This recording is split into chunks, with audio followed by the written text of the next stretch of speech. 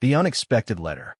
The envelope possessed a weight that belied its trim form, a cream-colored oblong stamped with a severe emblem of Sterling and Blackwood solicitors. Alara's brow furrowed, setting her lukewarm coffee precariously on her crowded workspace. Legal firms rarely heralded good tidings. She lifted the missive, her fingers registering the unfamiliar sender address. Not a bill, at least not from her usual pursuers. A cold dread coiled in her gut as she employed a letter opener to bisect the top. Inside lay a formal communication, rendered on weighty, watermarked stock that carried a faint scent of citrus and old wealth. The date, emblazoned at the summit, clarified, 2 days prior. Her gaze flitted over the initial paragraph, snagging on the appellation Richard. Her breath caught. Richard. Years had elapsed since she'd uttered that name, since she permitted herself to indulge in the memories, both luminous and somber, that revolved around him. The salutation read, Ms. Alara Reyes, formerly Alara Davies, a barb that rekindled recollections of the past she'd shed, the past interwoven with Richard. Reluctantly, she pressed on. It was with profound regret, the document proclaimed, that Sterling and Blackwood communicated the decease of Richard Davies on the 14th of July. A wave of queasiness threatened to overwhelm her. Gone? Richard? Impossible. He had been vibrant, larger than life itself, even amidst their squabbles. A kaleidoscope of images assaulted her mind. Richard's resounding guffaw reverberating through their minuscule apartment, his habit of humming tunelessly while ruining culinary attempts, the compelling, almost unnerving fixity of his gaze when she spoke. Then, the shadows, doors slamming shut, cutting remarks, the stifling sensation of being forever eclipsed by his brilliance. They had crossed paths in university, both idealistic and driven, united by a passion for classical literature and a shared scorn for pompous academics. Their courtship unfolded as a dizzying sequence of late-night study sessions, animated discussions, and furtive kisses beneath the sprawling oak at the heart of campus. He had proposed in that very spot, a silver band gleaming under the celestial glow. Their union had proven intricate. Alara, the meticulous architect, the pragmatic soul, found herself chronically at odds with Richard's impetuous nature, his grandiose schemes that rarely materialized, his steadfast conviction that fate would orchestrate everything. She yearned for constancy. He thrived on instability. They were opposing forces, a dazzling conflagration that ultimately consumed them both. The dissolution had transpired amicably, in its own manner.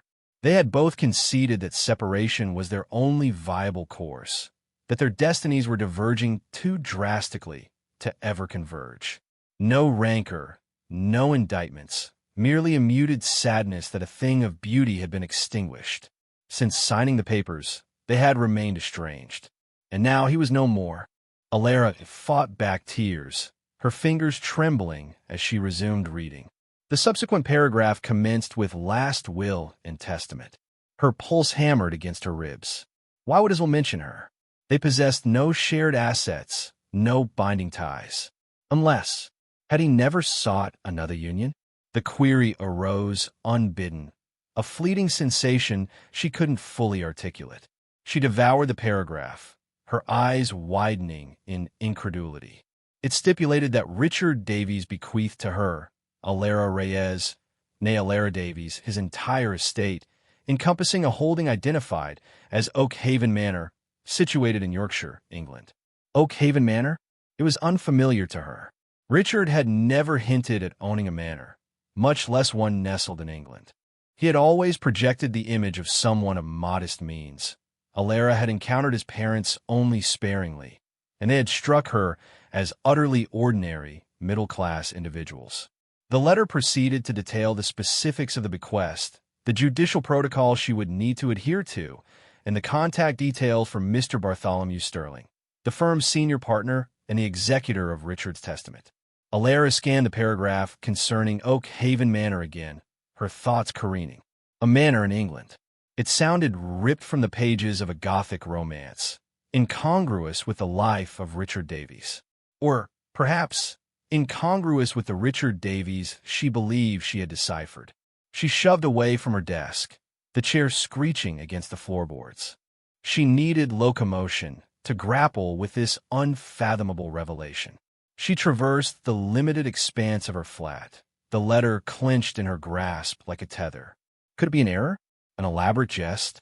But Sterling and Blackwood were a respected establishment. They wouldn't stoop to such folly. In the bulletin of Richard's passing, that resonated with undeniable truth, a blow to the solar plexus that deprived her of breath. She halted her pacing, gazing out the window with unfocused eyes. The city skyline sprawled before her, a serrated panorama of brick and steel. It seemed alien, remote. England, Oakhaven Manor.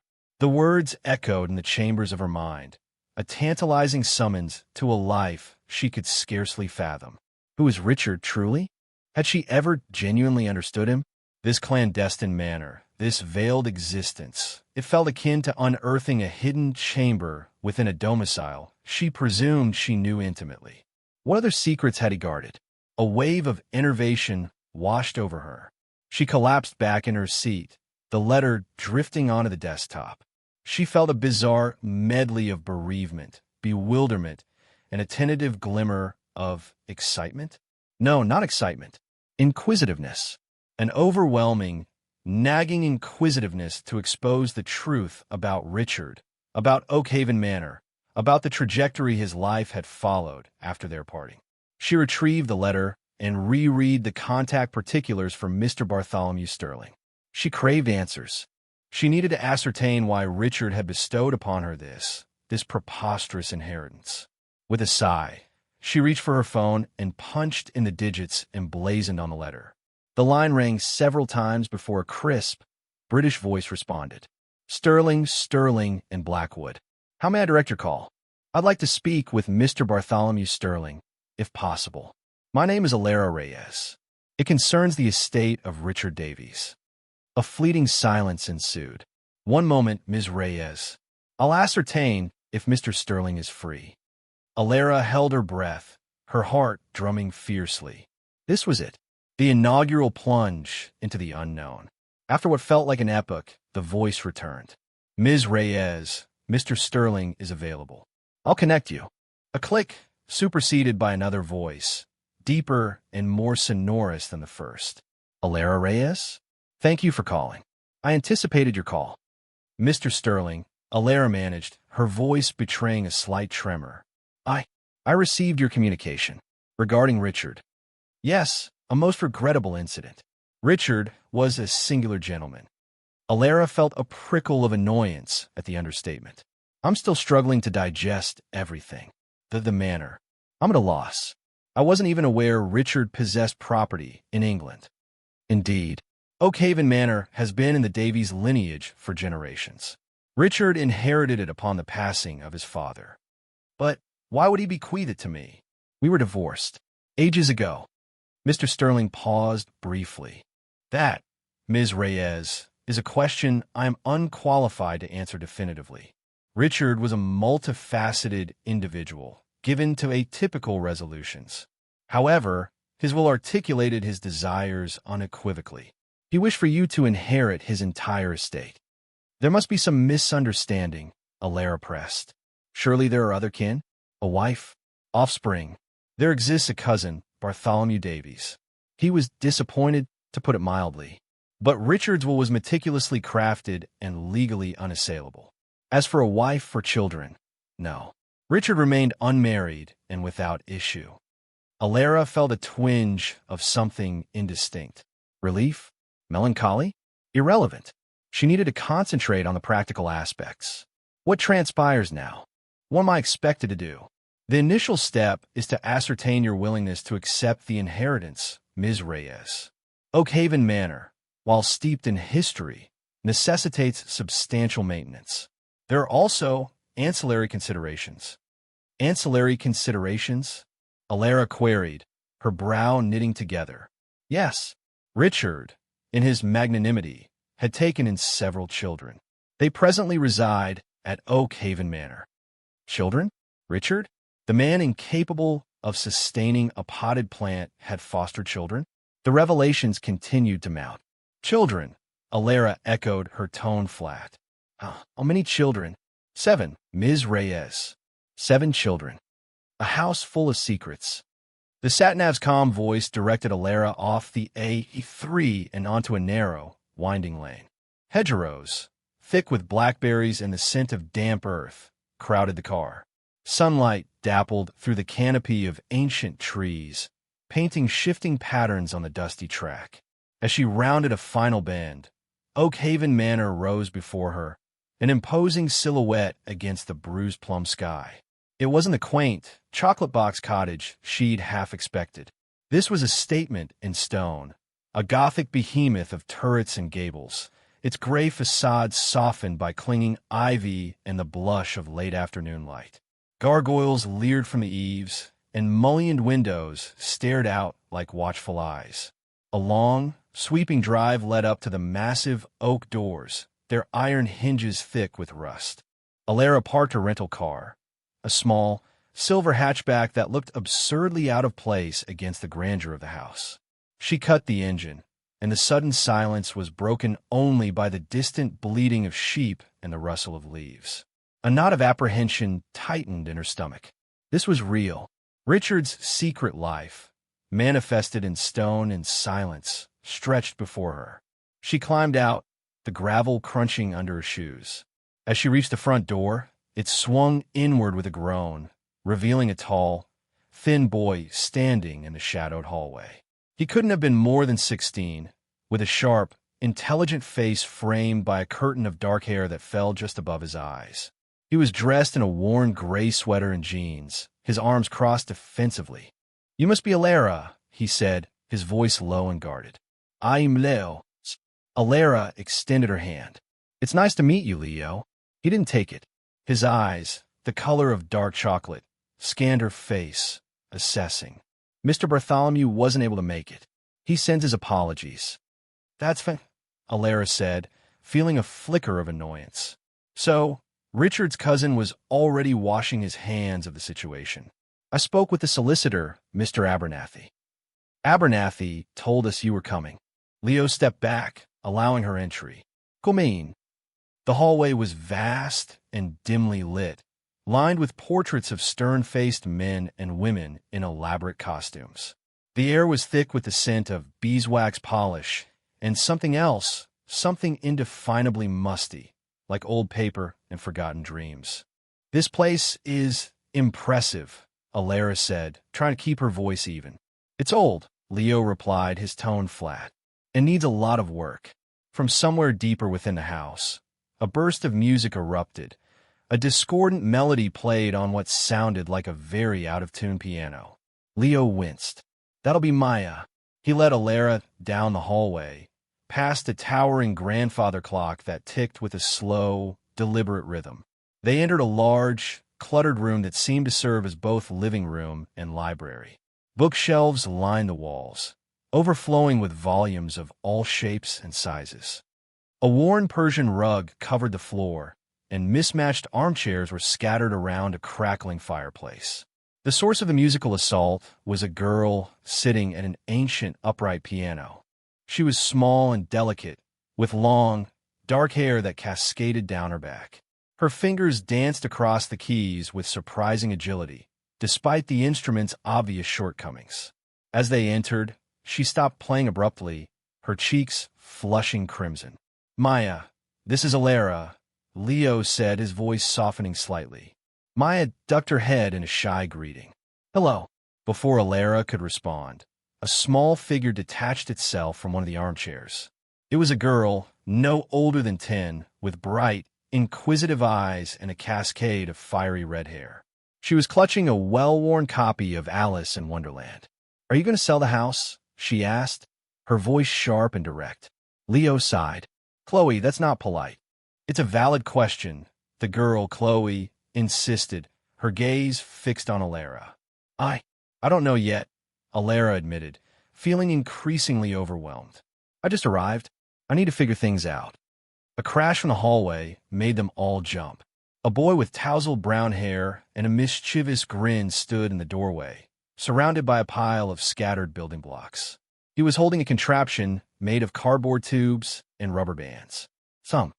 Leo exclaimed, exasperated. What did I tell you about playing in the hallway? Sorry, Leo, Sam said, his eyes twinkling. But I almost perfected my new automatic block launching system. A smaller girl, with the same brown hair and bright eyes as Sam, peeked out from behind him. She clutched a teddy bear tightly to her chest. Lily, did you help him? Leo asked, his voice softer now. Lily shook her head, her eyes wide. I just watched.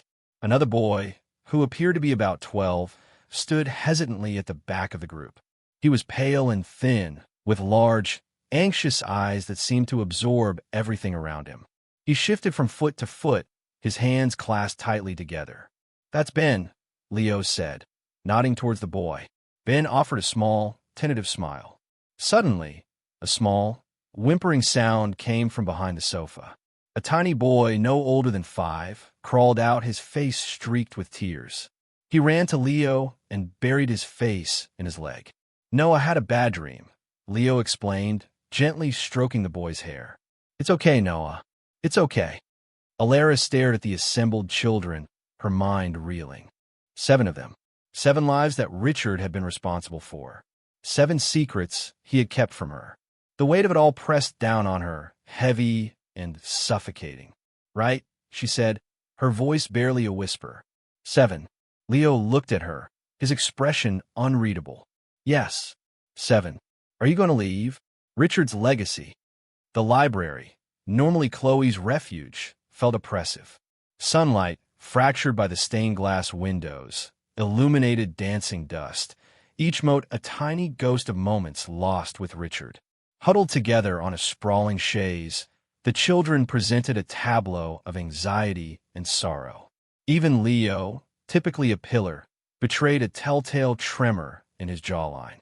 Mr. Abernathy, a kindly man whose spectacles magnified his gentle gaze, cleared his throat. The sound resonated in the vaulted space. Across from them, Alara perched on the precipice of a leather armchair, acutely aware of her intrusion into their private morning. This is undoubtedly a trying time, Mr. Abernathy began, his tone laced with empathy. However, Richard's wishes must be honored. His will contains specific directives.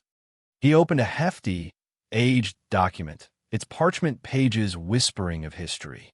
An aroma of aged paper and indelible ink permeated the air, evocative of secrets long kept and tales untold. Alara observed the children. Maya clung to a well-worn sketchbook, knuckles bone-white. Sam, usually a whirlwind of energy, sat unervingly still, worrying a thread on his jeans. Lily's eyes were swollen and damp, her grip tight on Ben's hand, who, in turn, kept Noah close. The lawyer commenced reciting the legal pronouncements, his voice a steady cadence. Alara tuned out the specifics, studying the children instead.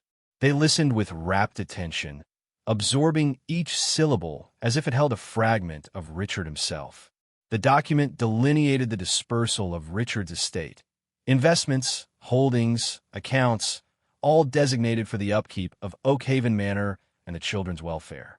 A prickle of guilt stung Alara. This was beyond her expectations.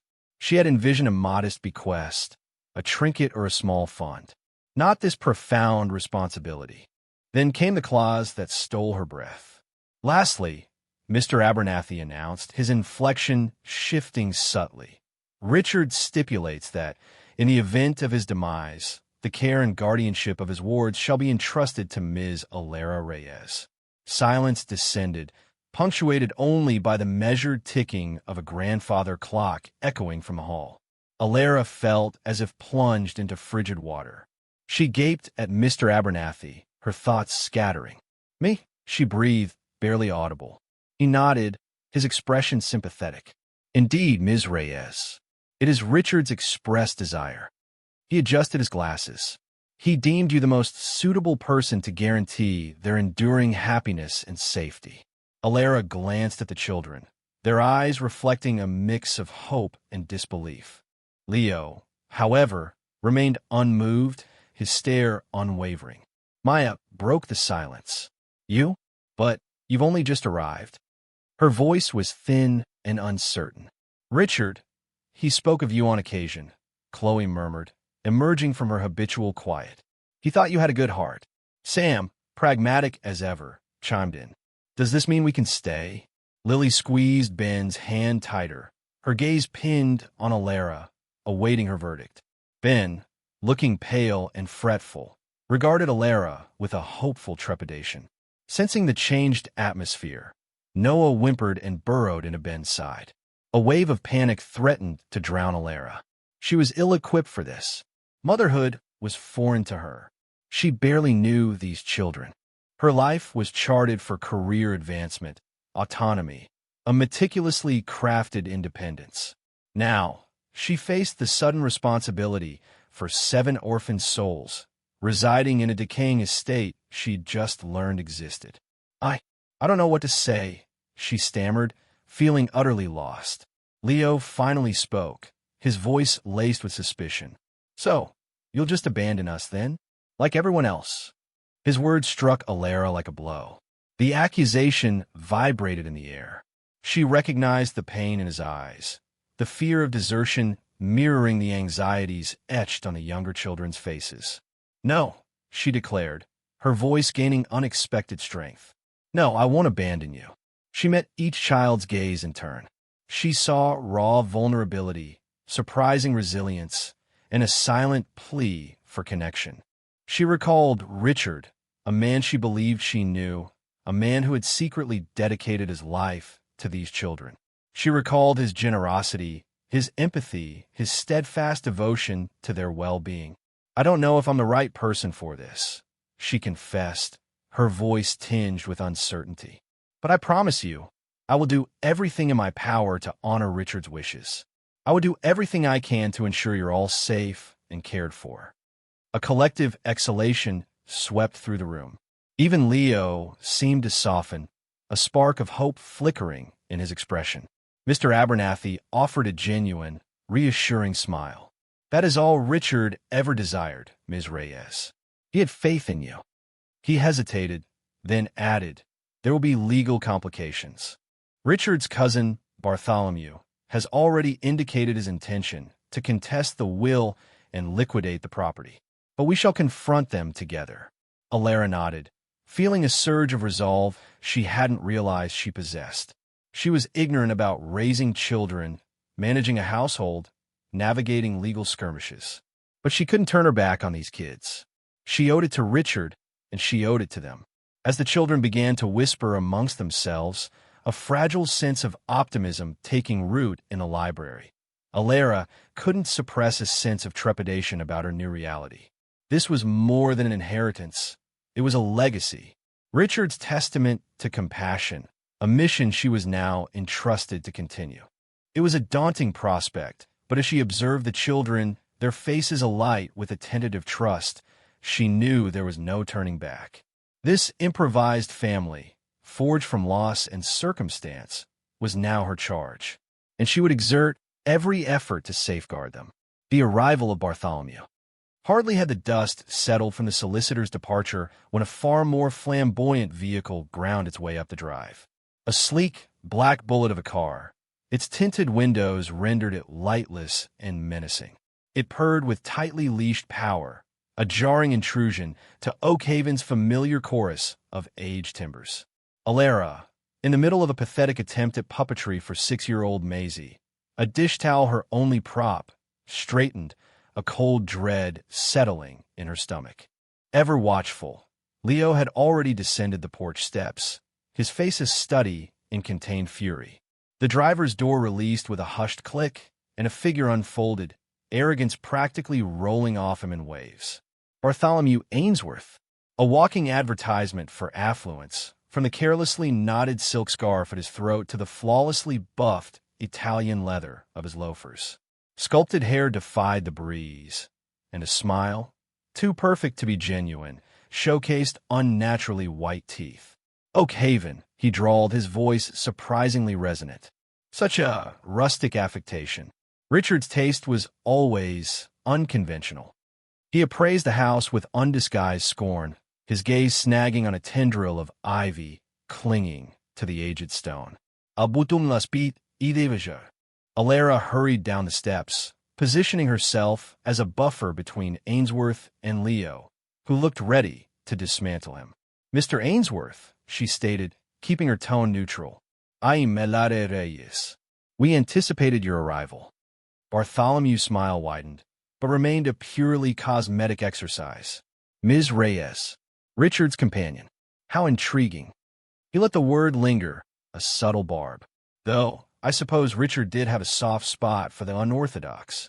He plucked an invisible speck of lint from his immaculate suit. His regard shifted back to the house. So, this is where the little fledglings roost. Quite the elaborate orphanage, wouldn't you agree? Leo advanced, fist clenching. This is their home, he asserted. Bartholomew chuckled, a dry, grating sound. Indeed. A home, I'm afraid, that's grotesquely expensive to maintain, particularly given its location. Prime real estate, ripe for redevelopment. Imagine the possibilities, a luxury spa, perhaps, or a secluded enclave for discerning individuals. A surge of heat coursed through Alara. You can't just sell their home, she protested. Can't I? Bartholomew arched a brow, his smile evaporating. My dear Ms. Reyes, I assure you, I can. Richard's will. Well, let's just say there are certain discrepancies. I intend to challenge it. And when I do, this entire estate, including its tenants, will be at my disposal. He moved closer, his voice dropping to a hushed, almost conspiratorial tone. You strike me as a pragmatic woman. Surely you recognize that sentiment has no place in commerce. This property is worth a king's ransom, a fortune squandered on children. Think of the good it could accomplish. Think of the good you could accomplish with a slice of that pie, Ms. Reyes. Alara met his gaze unflinchingly. Richard wanted these children safe, cared for, at home. He entrusted that to me. I intend to uphold that trust. Bartholomew's eyes narrowed to slits. Acemendebel ideal, undoubtedly, but ultimately a foolish one. I possess the assets, the legal minds, the motivation to make your life exceedingly difficult. He swept his hand, encompassing the house and grounds. This place bleeds money. A white elephant. You're out of your depth. Leo stepped to Alara's side, his voice a low growl. They're not a liability. They're family. Bartholomew transferred his attention to Leo, a spark of cold amusement in his gaze. Family? You? A hodgepodge of strays, collected by a doddering old man? Spare me. You're nothing but a drain, and a remarkably unappreciative one, considering the roof Richard provided. Leo's knuckles whitened. He gave us more than a roof. He gave us a chance. Something you clearly wouldn't comprehend. Oh, I comprehend perfectly, Bartholomew replied smoothly. I comprehend the value of things, and the value of this land far surpasses any maudlin attachments you harbor for it. Tell me, boy, what marketable skills do you possess that would allow you to sustain a place like this? Can you mend a leaking roof? Haggle with tradesmen? Foot the astronomical heating bills? He paused, letting his words fester. No, you're reliant. And reliance, my dear boy, is a vulnerability I intend to exploit. Alara placed a restraining hand on Leo's arm. Mr. Ainsworth, she said, recovering her composure, you're welcome to join us for dinner. We could discuss the will at greater length in a more civilized setting. Bartholomew considered her offer, a slow, calculating smile spreading across his face. Dinner? How very obliging. I wouldn't want to seem inhospitable. Though, be warned, Ms. Reyes, I'm not easily swayed by charm.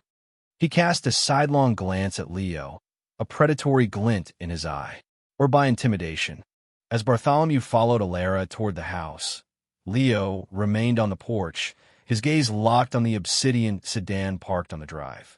The air crackled with unspoken menace, a storm brewing on the horizon. Oak Haven, once a haven, now felt like a castle under attack. And Leo, the self-appointed guardian of his cobbled-together family, knew the battle for their sanctuary had barely begun. He knew that Bartholomew was the type of man that would hurt children to get what he wanted, and he wasn't going to let that happen to his family. He would do anything to protect his family.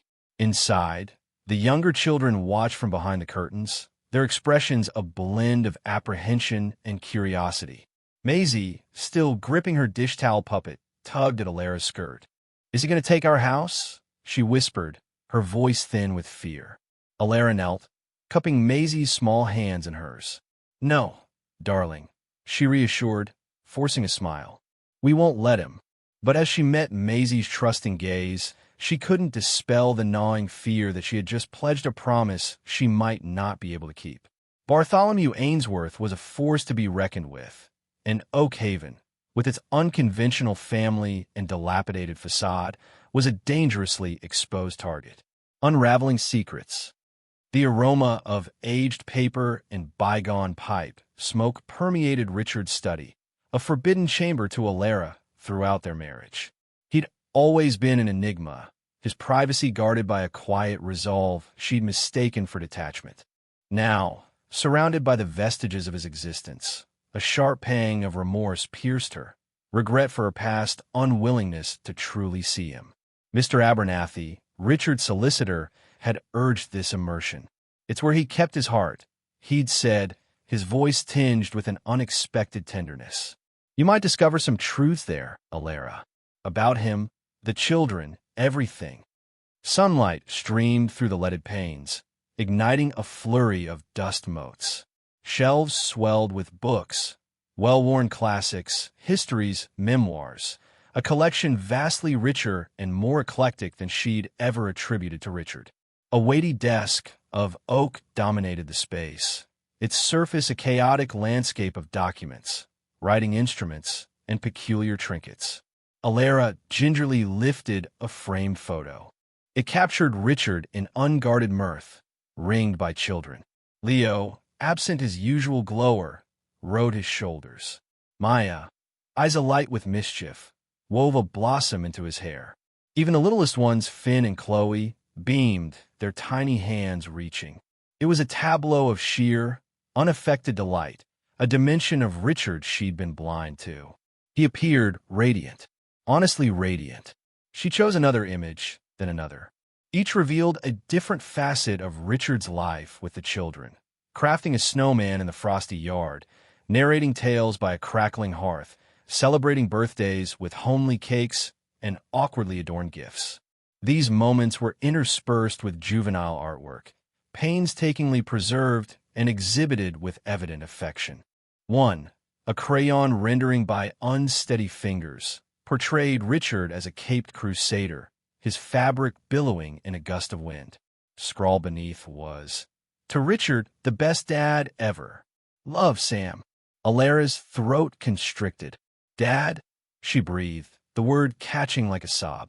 Richard had never voiced a desire for children, seeming content with their tranquil, barren existence. Had he felt confined by their arrangement, harboring resentment for what he lacked? Just then, Mr. Abernathy materialized, a soft, apologetic cough heralding his arrival. He balanced a tray bearing a teapot and twin cups. "Hope you approve," he offered, placing on a small table near the hearth. "Thought you might need some fortification." Alara mustered a wan smile. "Thank you, Mr. Abernathy. It's a lot to absorb." He poured the tea, the evocative fragrance of Earl Grey permeating the air. Richard was an extraordinary man, Alara. Intricate, undoubtedly, yet possessing a heart of pure gold. "I was utterly ignorant of it," she confessed, her voice a mere thread. Abernathy sighed softly. He kept his true self veiled from most. But those children, they were his universe. He discovered them in disparate circumstances, some orphaned, some deserted, some simply adrift. He couldn't bear to see them swallowed by the system. He spun anecdotes of Richard's tireless dedication, navigating bureaucratic tangles, attending parent-teacher conferences, mastering the art of braiding tresses and concocting sugary treats, skills so completely alien to the Richard she remembered. He spoke of Richard's steadfast patience, his tender guidance, his ferocious protection of the children. He sought no accolade, Mr. Abernathy continued. His only ambition was to provide them with a secure and loving sanctuary. He channeled his entire inheritance into Oak Haven, guaranteeing them lifelong shelter and sustenance. He even established trust funds for each of them, securing their education and futures. Alara gaped at the legal professional, her mind in turmoil. This bore no resemblance to the Richard she recalled. The Richard she knew had been remote, self-contained, almost indifferent. This Richard was saintly. "Why conceal it from me?" she asked, her query spiked with both anguish and bewilderment. "Why keep all of this under wraps?" Abernathy shrugged, a gesture of resigned understanding. "Richard was a man of profound privacy, Alara. He likely feared you wouldn't understand, possibly even feared alienating you." His words cut deep. Had she truly been so unyielding, so incapable of embracing compassion? Had she judged Richard unfairly, seeing only the reflection of her own preconceptions? She scanned the study anew, her gaze lingering on the photos, the drawings, the time-worn books. She perceived not just a chamber of artifacts, but a monument to a life lived for others, a life steeped in love and self-sacrifice. "Ainsworth intends to dismantle all of this," she declared, her voice hardening with resolve. "He aims to liquidate Oak Haven and scatter the children to the four winds." Mr. Abernathy nodded grimly. "He's a remorseless individual, Alara." Yet Richard foresaw this. He anticipated Ainsworth's attempts to contest the will. "How do we counter it?" she implored, a hint of desperation entering her tone. "We engage in battle," Mr. Abernathy affirmed, his eyes sparking with resolve. "We fight for Richard's legacy. We fight for the children's sake, and we strive to safeguard their home." He retrieved a bulky file from his briefcase. Richard left meticulous directives. He knew Ainsworth would allege his unfitness, his mental instability. He amassed evidence, meticulously documenting everything. "Our case is robust, Alara, but vigilance is paramount." He unsealed the file, proceeding to outline Richard's strategy, his voice hushed and urgent. Alara listened intently, her mind reeling, striving to assimilate the details. She was no longer merely fighting for a dwelling, she grasped. She was fighting for a family, for a heritage of empathy, for the memory of a man she was only beginning to truly fathom. As she absorbed the plan, a spark of hope ignited within her. She may not have deeply known Richard in life, but she knew right from wrong, and she would marshal every resource to shield the children and their sanctuary, to honor Richard's memory, and to forge a future for this unconventional family she'd unexpectedly inherited. She owed them that much. She owed him no less. The struggle had only just begun, sharing their stories. The faint aroma of aged beeswax and parchment greeted Alara as she descended the staircase the following morning. A nascent sense of purpose budded within her. Oak Haven felt different, lighter now that the initial shock had begun to dissipate. She discovered Maya in the sunroom, a vibrant sanctuary of emerald foliage and diffused sunlight. The girl, brow knitted in concentration, was absorbed in her sketchpad. "Good morning, Maya," Alara murmured, careful not to intrude. Maya started, nearly fumbling her charcoal stick. "Oh, good morning, Alara." Her voice was a mere breath. Drawn in, Alara's gaze fixed on the drawing. It depicted Oak Haven transformed, bathed in a sun-kissed glow, embraced by luxuriant gardens teeming with unfamiliar blooms. Tiny figures, surely the children, frolicked amidst the blossoms, their faces radiant with joy. A swell of tenderness bloomed in Alara's chest. "This is exquisite, Maya. Such talent." A blush crept up Maya's cheeks as she tucked a stray lock of hair behind her ear. "It's just how I wish it were. What Richard envisioned." Alara settled beside her on the wicker settee. "Tell me about it." Hesitantly, Maya unburdened herself. She spoke of Richard's aspiration for Oak Haven to be a safe haven, a place of unconditional belonging. She spoke of the dread that Ainsworth would dismantle all Richard had created, casting them adrift. Her voice trembled as she laid bare her anxieties, her deep craving for stability, the longing for a genuine home, something utterly foreign to her. Alara listened, deeply moved by the child's raw vulnerability poured on a paper. Tears glistened in Maya's eyes as she finished. Gently, Alara clasped her hand. "We won't allow that to happen, Maya. I promise. I'll do everything in my power to safeguard Oak Haven." Later, Alara located Chloe in the library, encircled by formidable book towers. Perched on a window seat, the girl was engrossed in a hefty tome, bound in time-worn leather. A hushed ambience reigned in the library, the redolent scent of antique paper creating an atmosphere of calm refuge. "Lost in a good book?" Alara inquired, approaching softly. Chloe looked up, momentarily startled, and swiftly marked her place with a frayed ribbon. "Oh, just Wuthering Heights," she mumbled, her cheeks coloring. "A cornerstone of literature," Alara offered with a smile. "Enjoying it?" Chloe's eyes sparkled with enthusiasm. "Enjoying it? I'm captivated. The prose is so potent, and the characters possess such intricate depth." She embarked on a passionate exploration of Heathcliff and Catherine, dissecting their motivations and deconstructing the symbolism embedded in the Yorkshire moors. Alara was taken aback by Chloe's profound insights and keen comprehension. "Richard encouraged my reading," Chloe admitted, a shadow of sorrow passing over her features. "He believed books were portals to other realms, a form of escape during hard times." Alara nodded in understanding. He seemed remarkably wise. After a pause, Chloe reached for another well-loved volume, Jane Eyre. "This is my cherished one," she shared, extending it for Alara to see. "Jane is remarkably resilient and self-reliant, even when stripped bare. I aspire to emulate her, a writer, weaving my own narratives." Alara received the book, its pages pliant and familiar to the touch. "I genuinely believe you possess the capacity to become an exceptional writer, Chloe. You possess a singular perspective, an original way of interpreting the world." She paused, then added, "Perhaps you might consider sharing some of your stories with me in the future." A flicker of hope ignited in Chloe's eyes, widening with surprise. "Really? You'd be interested in reading them?" "I would," Alara replied with genuine sincerity. "I will be honored." The afternoon found Alara meeting Sam's unbridled vitality. She tracked him down in the workshop, a chaotic domain of implements, wires, and unfinished inventions. The atmosphere thrummed with the sharp tang of solder and a faint ozone aroma. Sam was engrossed in tinkering with an odd contraption assembled from gears, wires, and what appeared to be a repurposed toaster oven. "And what marvel are you creating, Sam?"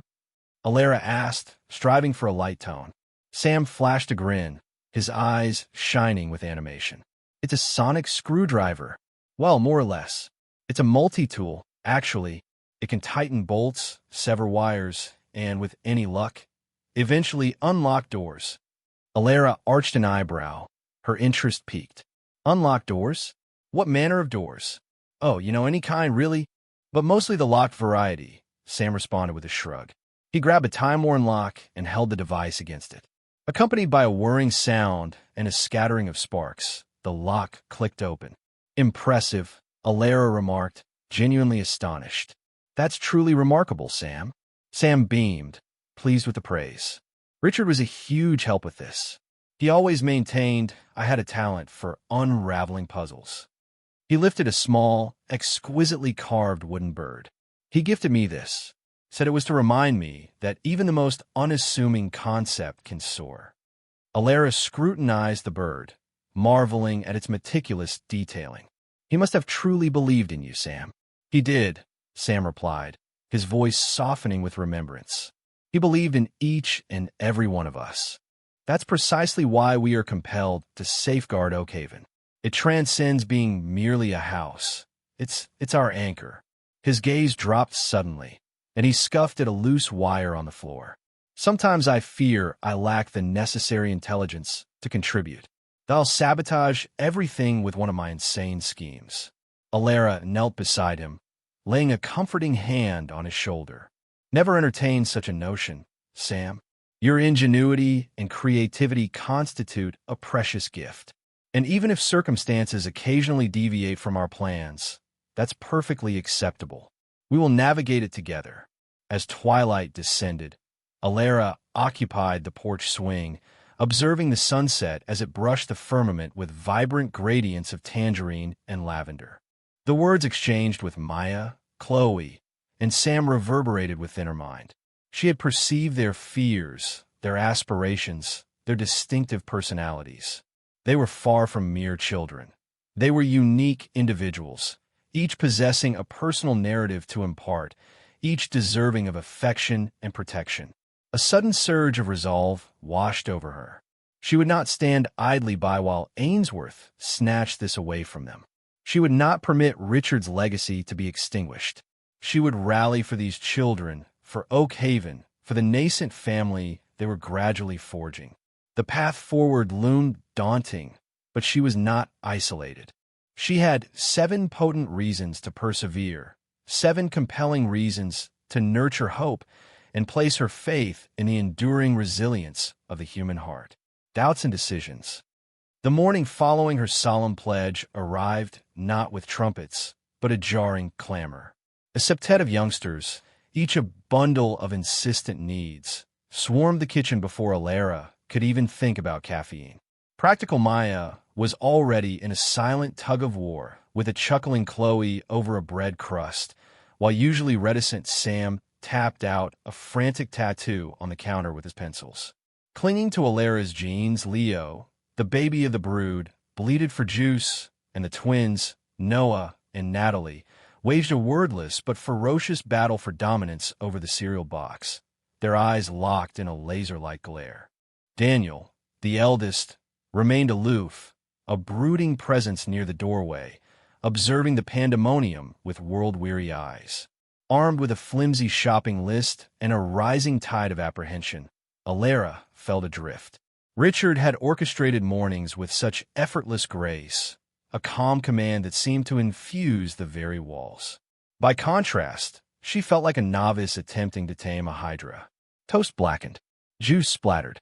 An all-out skirmish erupted over the coveted blue bowl.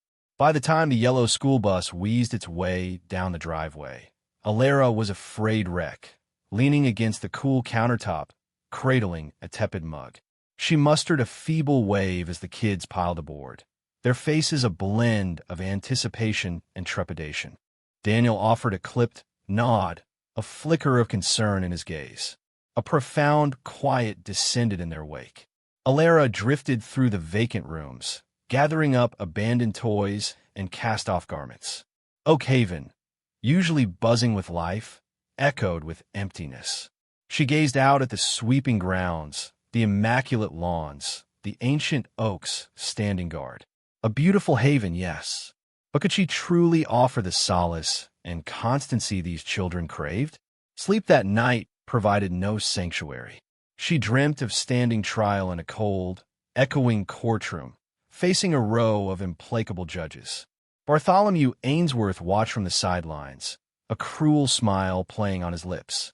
One by one, the children materialized, their countenances ashen and accusatory. "You vowed to keep us safe," Maya murmured, her voice heavy with disappointment. Chloe whimpered, clutching a worn plush bear. Even Daniel, ever composed, regarded her with a deep sorrow that struck her to the core. The judge's pronouncements swelled to a deafening roar, condemning her inadequacy, her failure to measure up to Richard's legacy. Alara bolted upright, her heart hammering. The sheets were a tangled, damp mess. The room was shrouded in darkness, save for a sliver of moonlight filtering through the drapes. She lurched from bed, drawn to the window, staring out at the moon-drenched gardens. The unease that had been simmering all day now threatened to drown her. She wasn't Richard. She lacked his boundless patience, his unwavering optimism, his innate gift for connecting with children. What if she let them down? What if Bartholomew succeeded in wresting Oak Haven away? Where would they turn? What future awaited them? The next dawn, after another frenzied breakfast routine, Alara realized she needed intervention. Guidance. She needed to confide in Mr. Abernathy. She located him in his familiar domain, submerged behind a teetering mountain of legal documents, his spectacles perched precariously on his nose. He glanced up as she entered, the corners of his eyes wrinkling. "Alara, my dear, what brings you here?" Alara stalled, struggling to articulate the whirlwind of emotions churning within. "Mr. Abernathy, I'm not certain I can manage this," she admitted finally, her voice a mere breath. "Caring for the children, battling Bartholomew, managing Oak Haven, it's all too much.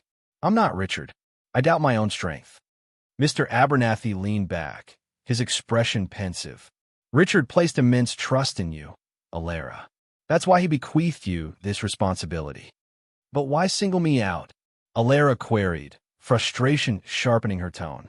"Why not someone more equipped, someone who actually knew the children well?" Mr. Abernathy sighed softly, a hint of melancholy in his eyes. "Richard selected you because he recognized your kind heart, Alara. He discerned in you a capacity for empathy and devotion that he believed would make you an excellent guardian." He paused, then added gently, "He was also aware of your shared history. He believed that your intertwined past would bestow upon you a unique understanding."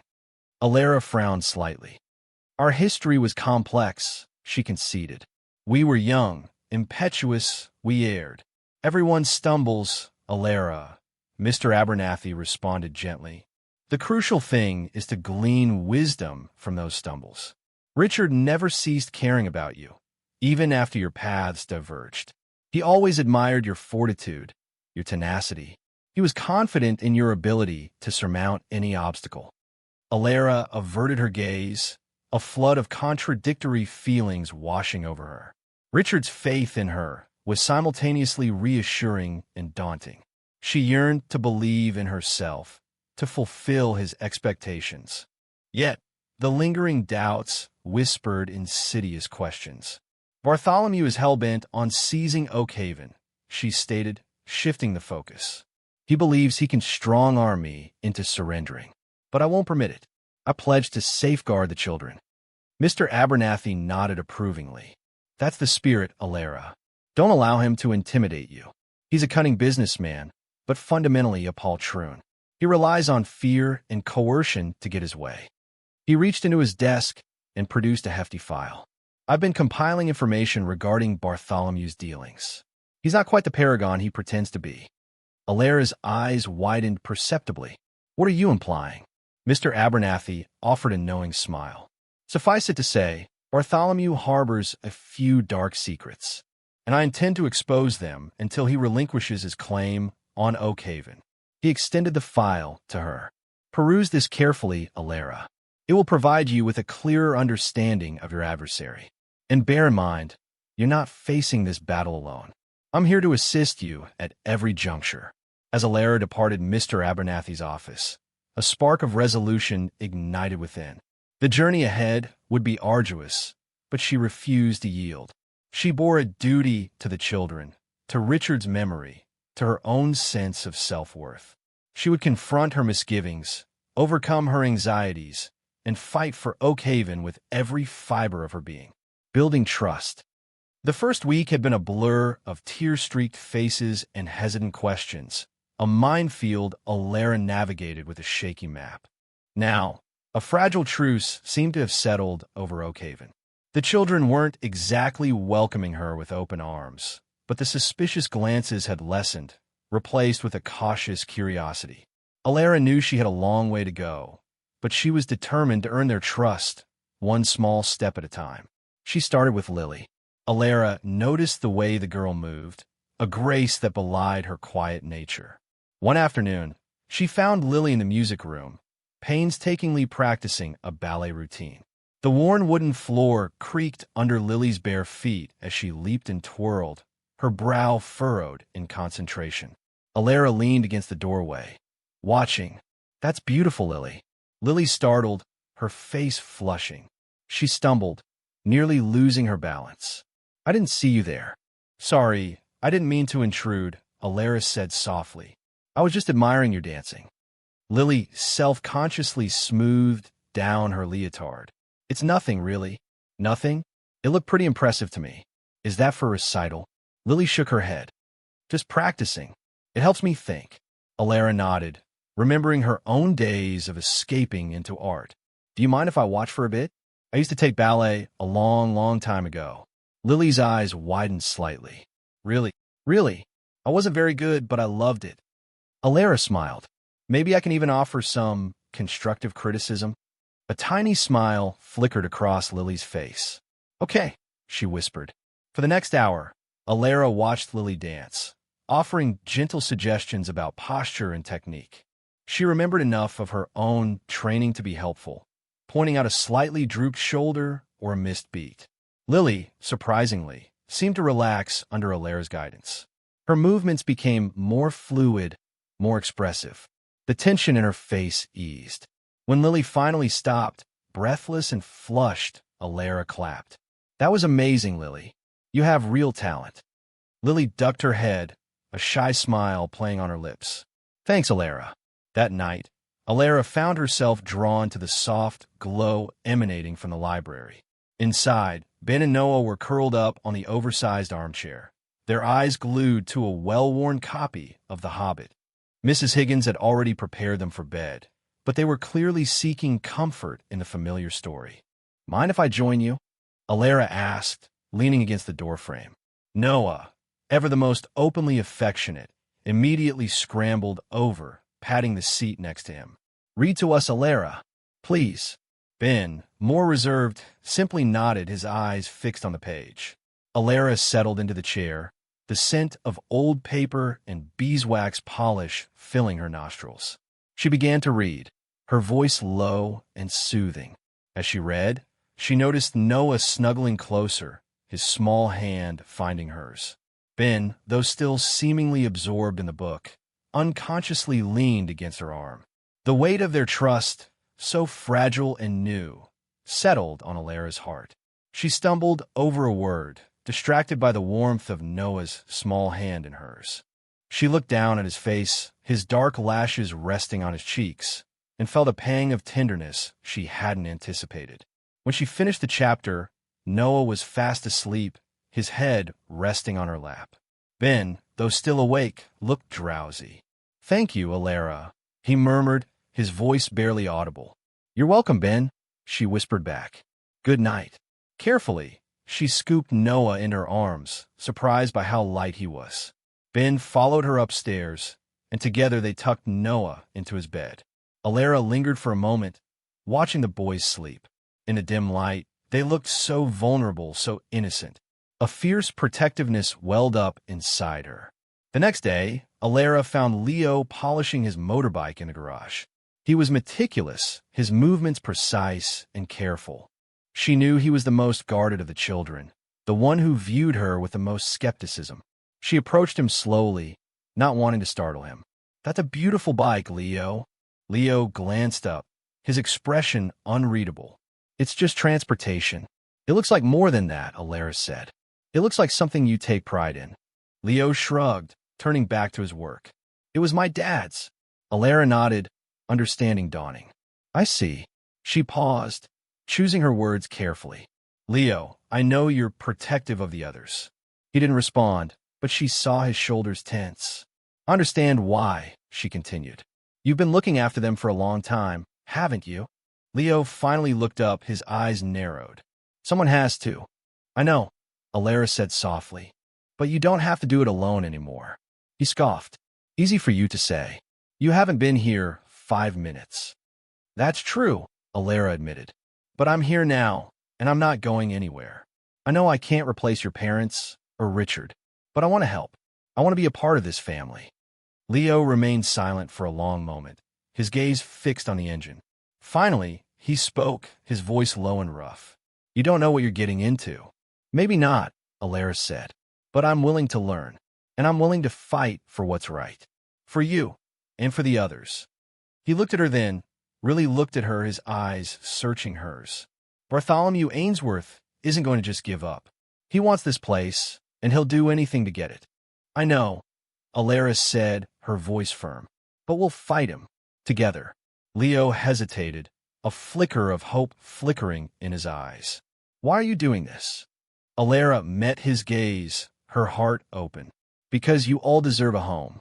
You deserve to be safe and happy. And because I think Richard would have wanted me to. A small, almost imperceptible smile touched Leo's lips. He always did have terrible taste in women. Alara laughed, the sound echoing in the garage. It was a genuine laugh, filled with a lightness she hadn't felt in years.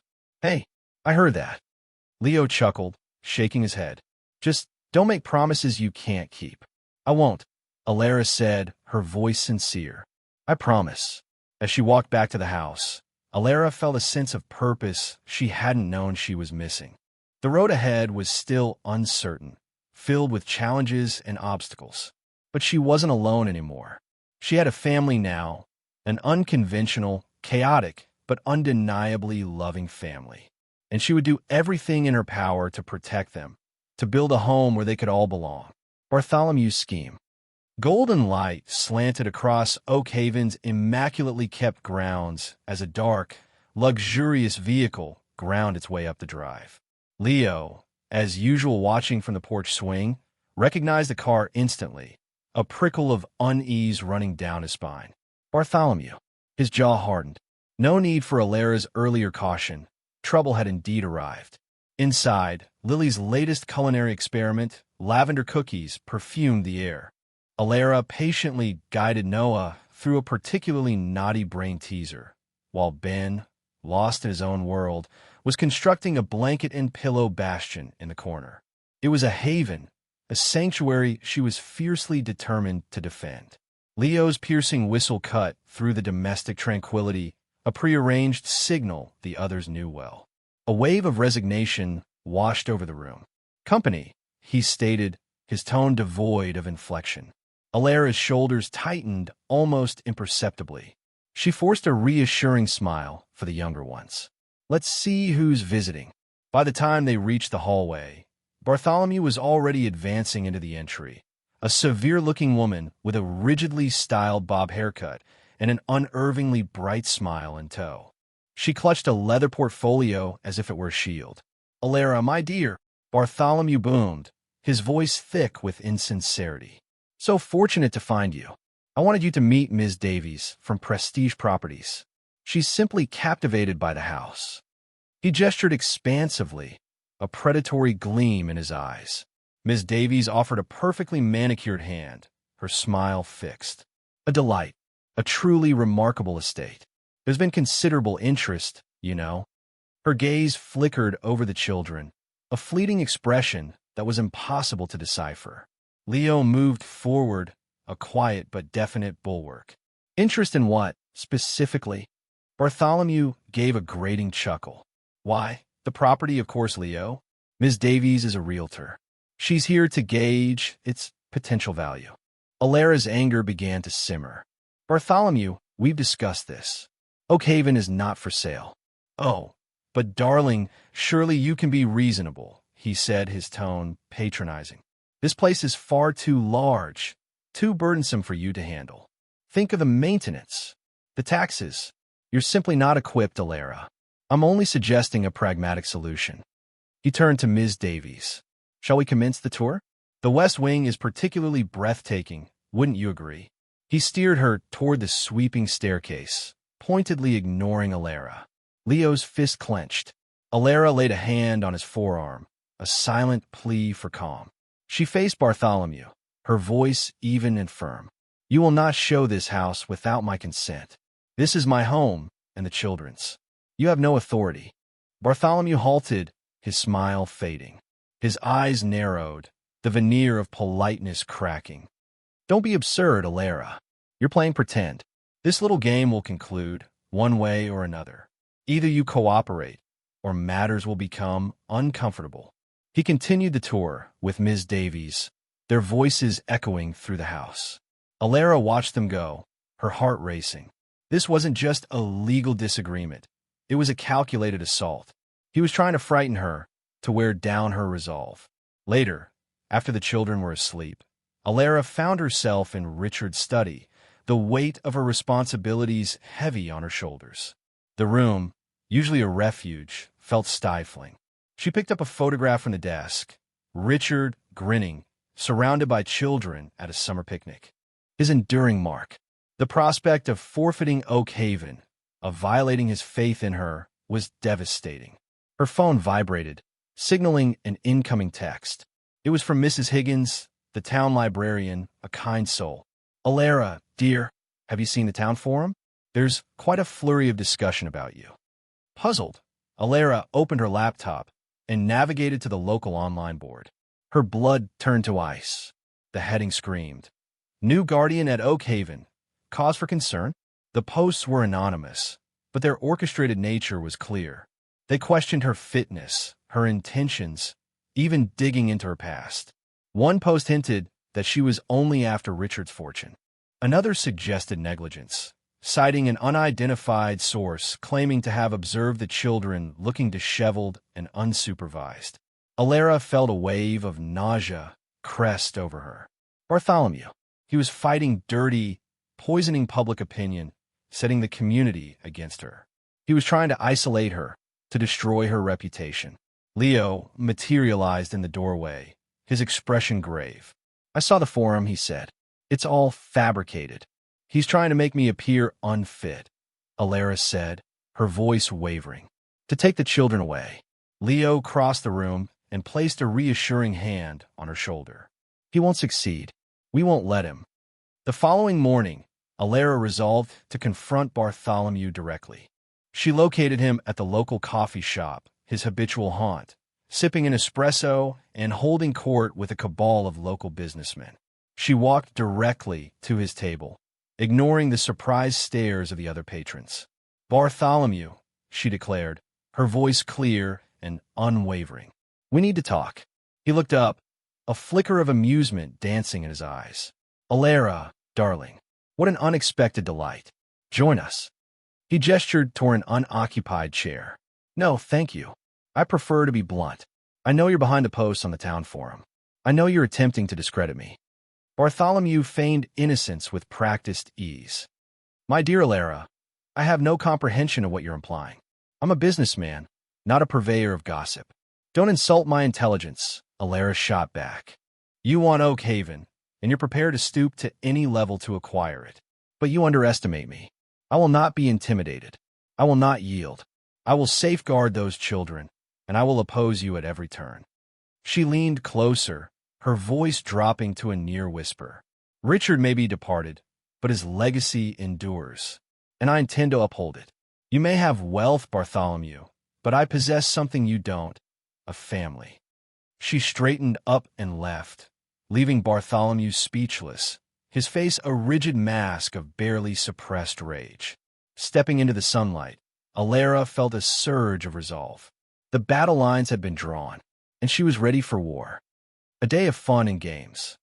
The air hung heavy with the promise of summer, thick with the scent of roses and freshly cut grass. Alara surveyed the sprawling gardens of Oak Haven, a nervous flutter in her stomach. Bartholomew's words still stung, but she refused to let his negativity poison the atmosphere, at least not today. Today was for laughter. She'd spent the morning preparing a picnic basket overflowing with sandwiches, fruit, and cookies. Now, blankets were spread beneath the ancient oak tree that dominated the lawn, its branches offering generous shade. "All right, everyone," Alara called out, clapping her hands. "Lunch is served."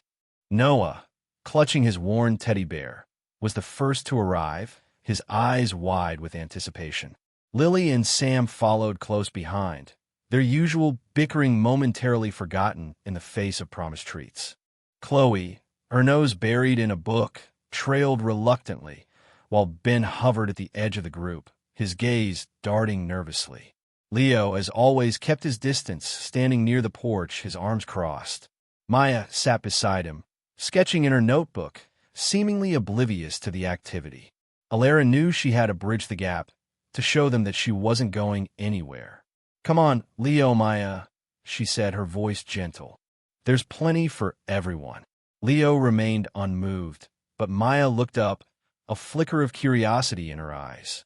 After a moment's hesitation, she closed her notebook and walked towards the group, Leo following reluctantly.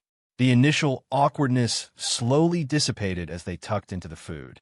Noah regaled them with a nonsensical story about a talking squirrel, while Sam demonstrated his latest invention, a catapult made from twigs and rubber bands.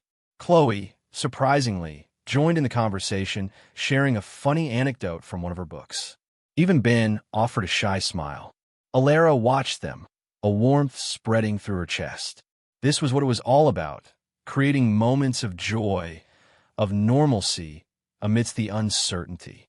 "Okay, everyone," Alara announced, once the picnic basket was nearly empty. "Time for games." A chorus of cheers erupted, even from Maya, who rarely showed outward enthusiasm. "What do you want to play?" Alara asked. "Hide and seek," Noah shouted, jumping up and down. "Talk," Lily chimed in. "How about a scavenger hunt?" Chloe suggested, surprising everyone, including herself. After a brief debate, they settled on a combination of all three. Alara created a list of clues for the scavenger hunt, each leading to a hidden object somewhere in the garden. The objects, in turn, would serve as bases for a game of tag. The children scattered, their laughter echoing through the grounds. Alara watched them, a smile playing on her lips. Even Leo, she noticed, was participating, albeit with a slightly reluctant air. He was surprisingly good at the scavenger hunt, deciphering the clues with a speed that impressed her. Maya, on the other hand, seemed more interested in observing the others than actively participating. Alara found her sitting beneath a rose bush, sketching the scene in her notebook. "Having fun?" Alara asked, sitting beside her. Maya shrugged, her eyes fixed on her drawing. "It's okay," she mumbled. "Is there anything you'd rather be doing?" Alara asked gently. Maya hesitated, then pointed to a butterfly fluttering nearby. "I like watching them," she said softly. "They're free." Alara smiled. "They are," she agreed. "Maybe we could try to draw some together later." Maya looked up, her eyes widening slightly. Really, Alara confirmed. As the afternoon wore on, the games became more boisterous. Alara found herself caught up in the chaos, running and laughing alongside the children. She hadn't felt this carefree in years. At one point, while she was in a game of tag, she chased Sam around the oak tree, her breath coming in gasps. He darted behind Leo, who was leaning against the trunk, watching the scene with a bemused expression. "Leo, help me," Sam cried, grabbing his arm. Leo chuckled, a sound that surprised Alara. He stepped aside, allowing Alara to tag Sam. "Sorry, kid," he said, a hint of amusement in his voice. "Every man for himself." Alara caught his eye, a genuine smile on her face. "Thanks for nothing," she said playfully. Leo simply shrugged, but Alara saw a flicker of something in his eyes, a hint of acceptance, perhaps even affection, as the sun began to dip below the horizon, casting long shadows across the lawn. Alara gathered the children together. They were exhausted but happy, their faces flushed with exertion and their hair tangled. "Okay, everyone," she said. "Time to head inside. Bath time, then story time."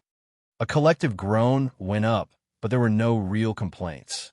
They were tired, content, and, for the moment, at peace. Later, as she tucked Noah into bed, he wrapped his small arms around her neck. "I had a really good day, Alara," he whispered. Alara hugged him tightly. "Me too, Noah," she said, her voice thick with emotion. As she walked down the hallway, she paused outside Leo's room. The door was slightly ajar, and she could see him sitting at his desk, studying. She hesitated, then knocked softly. Leo looked up, his expression guarded. "What is it?" he asked. "Just wanted to say good night," Alara said. "And thanks for today." Leo nodded slowly. "You too," he said. "It was okay." Alara smiled. "Good night, Leo," she said, turning to leave. Alara. She turned back. "Be careful," he said, his voice low.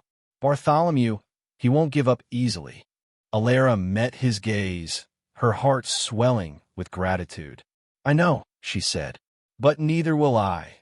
She walked away, her steps lighter than they had been in days. Bartholomew was still a threat, but she wasn't alone. She had a family now, a found family, bound together by love, loyalty, and a shared determination to protect Oak Haven. And she would fight for them, with every ounce of strength she possessed. The bribe. The sinking sun painted the lawn in elongated shadows as Alara approached the ancient oak, her sanctuary from the encroaching demands of the estate. She craved a moment's respite before diving back into the avalanche of paperwork. Company was the last thing she expected, least of all of this particular kind. Bartholomew, a picture of smug entitlement, leaned against the wrought iron gate. He reeked of impatience and an exorbitant cologne, his pacing having worn a slight path in the gravel. His suit alone likely outvalued her car. Alara, he purred, his voice a syrupy counterfeit. A pleasure. Settling in, I presume, as well as one can into a life not their own. Alara folded her arms, refusing the bait. Bartholomew, to what do I owe this intrusion? A dry, grating chuckle escaped him. Directness, a quality I find endearing in its unsophisticated way. I'm here to extend an offer, a remarkably generous one. He swept a hand towards the distant manor house. This burden, the children, the endless upkeep, the legal skirmishes, hardly a suitable existence for a woman of your vitality. You should be unencumbered. Alara felt a cold dread bloom in her gut. She anticipated his next move. From his inner pocket, Bartholomew produced an envelope, plump with possibilities. He proffered it with predatory gleam in his eyes. Contained within, liberation. A sum sufficient to secure your future, Alara. A future unburdened by responsibility, free from these encumbrances. He flicked his wrist with dismissive disdain, as if the children were an irritating swarm. The sheer audacity of the proposition left her breathless. What exactly are you suggesting? She asked, her voice a low thrum. I'm suggesting you accept this, relinquish guardianship, and depart. Leave Oak Haven to my capable hands. Rest assured, the children will be appropriately situated, placed in nurturing environments, naturally. The phrase, nurturing environments, dripped with insincerity, akin to dismissing a stain on bespoke leather. Alara closed the distance between them, her gaze unwavering. You think I could be bought? That these children are mere assets? Bartholomew's smile flickered. Don't descend into melodrama, Alara. It's pragmatic. You gain freedom. I acquire the property. Mutually beneficial. Except for the children, Alara countered sharply. They lose everything. Their home, their security, the legacy Richard built. And you believe I'd simply abandon them? For price. He shrugged, affecting indifference. Sentimentality is a luxury you can ill afford. Be realistic. You're not their mother. Barely acquainted with Richard. What obligation do you truly have? I owe them everything, Alara stated, her voice resonating with conviction. I owe them safety, love, a future. And I owe Richard the preservation of his legacy. Bartholomew sighed, his patience snapping. You're being imprudent. This is a life-altering sum. Envision the possibilities, Alara. Travel, entrepreneurship, anything your heart desires.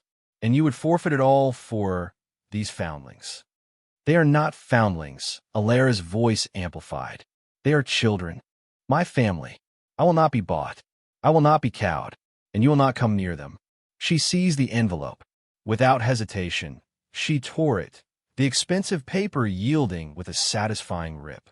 Again and again, until fragments lay scattered at his feet, like celebratory detritus marking his utter defeat. Crimson flooded Bartholomew's face. You will rue this, he spat, venom lacing his words. You underestimate the forces at play. I possess a rather clear understanding, Alara retorted, holding her ground. I am facing a rapacious, soulless man who values children as commodities, and I will oppose you at every turn. His eyes blazed. This is far from over, Alara. Oak Haven will be mine, one way or another. He pivoted sharply, stalking toward his waiting car, the crunch of gravel a counterpoint to his simmering rage. He offered no backward glance. Alara watched him retreat, her heart hammering. The clash had left her shaken, yet strangely invigorated. She had stared into the abyss and not blinked. She had chosen family. She bent, gathering the discarded scraps of the check. The torn paper served as a tangible reminder of the conflict to come. She would not underestimate him. Ruthless, he would not yield easily. As she turned back toward the house, Leo stood silhouetted on the porch, watching. He offered no words, but his gaze held an unexpected depth of understanding. She managed a small, weary smile. She knew the path ahead would be fraught with difficulties. But with the children at her side, she was resolute. She had discovered her purpose, her family, her home, and she would defend it all, irrespective of the cost. Sleep proved elusive that night. Bartholomew's threats reverberated in her mind, a persistent reminder of the peril encircling them. She tossed and turned, the image of the shredded check a recurring vision. Finally, she abandoned the bed and went to the window. The moon cast a silvery sheen across the sleeping household, bathing everything in an ethereal glow.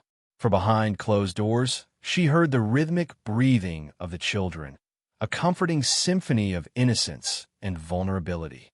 She thought of Richard, his inherent goodness, his unwavering dedication to these children. She knew he would approve of her decisions. Closing her eyes, she inhaled deeply, drawing in the crisp night air. She made a solemn oath, a promise to Richard, to the children, and to herself. She would not allow Bartholomew to prevail. She would not permit him to shatter the family they had forged. She would fight for Oakhaven, for the children, for their future. She would fight to the bitter end, gathering evidence.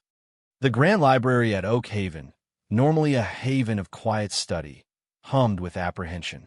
Perched gingerly on a plush armchair, Mr. Abernathy adjusted his spectacles, offering Maya a reassuring smile. Alara, seated beside her, gave her knee a gentle nudge, a silent gesture of support. "Sweetheart," Alara began, her tone soothing, "Mr. Abernathy is here as a friend. He simply wants to hear about your life at Oakhaven, what brings you joy, anything you feel comfortable sharing." Maya, clutching a worn sketchbook, darted a wary glance at Mr. Abernathy. His presence radiated patience. His slightly disheveled suit and crooked tie spoke volumes of his commitment. Initially, the interview unfolded in fits and starts. Maya's voice barely rose above a whisper as she spoke of the art studio Richard had built, the sun-drenched stained glass, and the solace she found in painting landscapes. Alara gently guided her, inquiring about friends, favorite stories, and future aspirations. As Maya's reserve melted away, she spoke of Chloe and their mutual love for fantastical realms, Sam's bubbling ingenuity, and Lily's understated resilience. Even Noah was mentioned, recalling the comfort he found in her bedside stories. "And Alara?" Mr. Abernathy inquired, carefully maintaining a neutral tone. "How has Alara been since she arrived?" Maya met Alara's gaze squarely, sincerity shining in her eyes. "She listens," she stated simply, "truly listens, and she makes us feel secure." Alara squeezed Maya's hand in response, the guileless remark resonating within her. Next came Leo, more reserved. His answers were clipped and precise, a burden of responsibility evident in his demeanor. He described maintaining order among the younger children, ensuring chores were completed, and acting as Richard's confidant in household matters. "You shouldered a great deal, Leo," Mr. Abernathy observed, his tone gentle.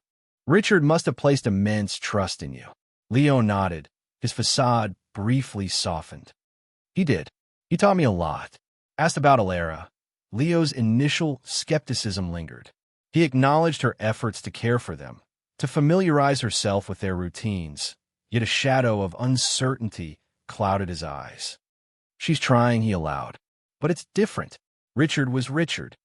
Alara understood, knowing she could never replace Richard, only honor his memory and continue his legacy. Earning Leo's complete faith would take time, a challenge she accepted with unwavering patience. Throughout the afternoon, the interviews continued. Chloe, utterly engrossed in imagined worlds, spoke eloquently of the library and the freedom Richard had granted her to explore its literary expanse. Sam, practically vibrating with energy, demonstrated his latest creation, an automated watering system for the conservatory plants. Lily, timid yet determined, showcased her intricate dance routines, each movement a silent language of emotions. Ben, quiet and keenly observant, offered insightful commentary on household dynamics, his words demonstrating a deep understanding of human nature. And Noah, clinging tightly to Alara, simply declared that he felt safe, a sentiment that brought a lump to Alara's throat. As dusk painted the library in long shadows, Mr. Abernathy closed his notebook with an air of satisfaction. "This is invaluable, Alara," he declared. "Their words, their experiences, they offer a vivid portrait of a loving and nurturing home. This will be critical in refuting Bartholomew's claims." Later that evening, once the children were asleep, Alara discovered Mr. Abernathy in Richard's study, surrounded by towering stacks of financial documents. The air was stale with the scent of aged paper and thick with unspoken tension. "I've unearthed something, Alara," Mr. Abernathy announced, his voice grim.